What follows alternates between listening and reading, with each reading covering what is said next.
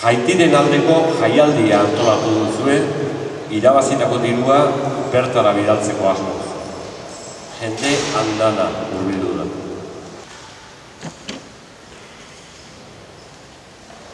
Katastrofea handia pasa, zaigu Haiti inguruan, ekitaldi bat antolatu dut, oso era seguruan, ta zorionez lagundu asmoz, jendea bildu deguan, egia esan alaitasuna nagusi daukat buruan, jende humila gelditzen dela ikusi baitut munduan, jende humila geratzen dela ikusi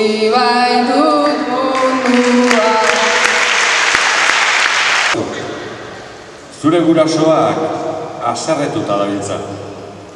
Gaur afaltzeko garaia iritsi da, mai bueltan eseri zarete eta danok isil-isilik zaudete. Inor ez da ezer esatera usartzen. Parranda egin behar genula, ta Hernani aukeratu. Urrengo goiza ere heldu zan, ta ez ginen konturatu. Pena bakarra nere amari, ez niola abixatu, mai inguruan bilduta orain, ez baitakit zer kontatu.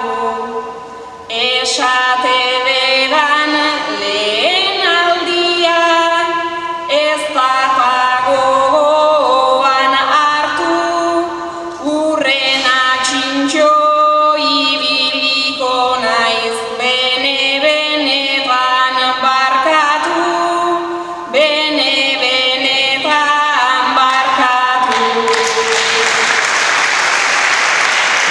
Hau da zuretzako gaia.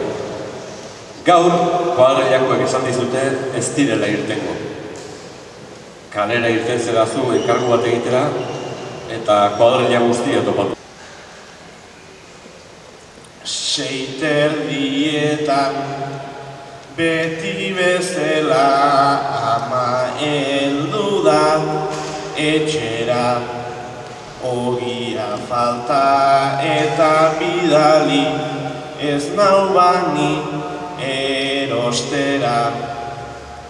Hori dela ta jantzita irten behar izan dut kalera, ta lagunakan ikusi ditut noala dena aldera.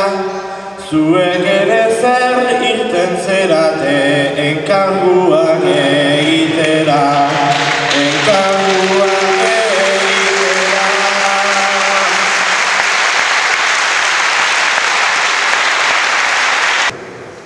Bihar egun ederra izango duzu. Zure ama ezkonduko da bi. Albiste bitxi da raroak jasotzen dira tarteka, bihar emango du bizitza honek izugarrizkoa buelta. Amak bilatu du gizonakin azken aldian oreka, ta ez pentsatu ezkontzarekin nina golikan erreta, bera gustora dago